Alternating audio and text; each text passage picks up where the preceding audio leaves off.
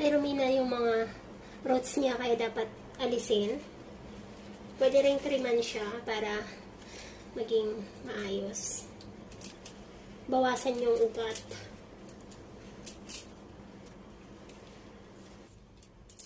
Yan. Pinabawasan ko tapos hinuhugasan ko para maging healthy siya. Tapos ganito na kasi, nagbakasyon ako sa Pilipinas. So magiging ganito yung tubig na ng isang buwan. So naging siya, naging green na. So alisin natin yan para palitan ng bagong tubig.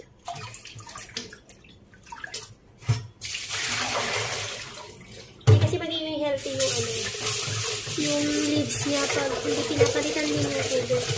Dapat malinis yung tubig niya lagi.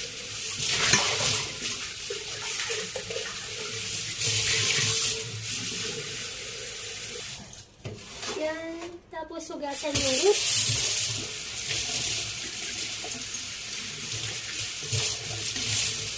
Nagkabuhol-buhol na. Minsan hiniwalay ko para maging healthy siya. Tapos hugasan yung ugat para maging malinis na maputi.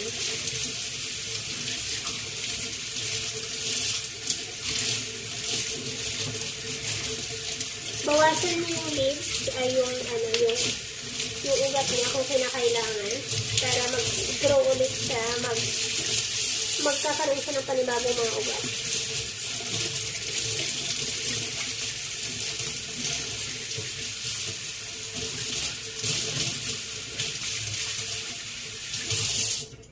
So ito, lalagay ulit natin dito.